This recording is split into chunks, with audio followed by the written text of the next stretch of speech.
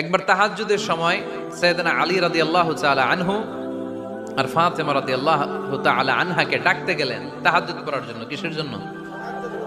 যে ডাকলেন, দরজায় কড়া নাড়লেন, আলী ওঠো, ফাতিমা ওঠো। কিন্তু সাইয়েদনা আলী রাদিয়াল্লাহু তাআলা আনহু বললেন কি জন্য উঠবো? আল্লাহ রাসূল সাল্লাল্লাহু আলাইহি ওয়াসাল্লাম বললেন তাহাজ্জুদের জন্য। আলী রাদিয়াল্লাহু তাআলা আনহু একটু কৌশল করে বললেন, আমাদের রুহু তো আল্লাহর হাতে। রুহু কার হাতে? আল্লাহ যখন রুহু ফিরাই দিবে তখন ঠিকই উঠবো, পড়বো তাহাজ্জুদের নামাজ, পড়বো রুহুটা ফিরে আসুক, পড়বো। একটু কৌশল করলেন। তো রাসূল সাল্লাল্লাহু আলাইহি ওয়াসাল্লাম এই কৌশলটারে পছন্দ করলেন না। রাসূল চাইছেন আমি বলা মাত্রই যেন উঠে যায়। রাসূল সাল্লাল্লাহু আলাইহি ওয়াসাল্লাম তখনও রেগে গেলেন। বুখারীর বর্ণনা, তিনি ফিরে আসতেছিলেন আর রাগে নিজের রানের মধ্যে চাপড়াচ্ছিলেন এরকম, ওয়াকার আল ইনসানু আকসারা শাইইন জাদালা। আরে মানুষ কত ঝগড়া করতে জানে, আরে মানুষ কত তর্ক করতে জানে, মানুষ যে কত ঝগড়া করে, মানুষ যে কত তর্ক করে, নিজের উপর নিজে ঝাল মেটাচ্ছিলেন।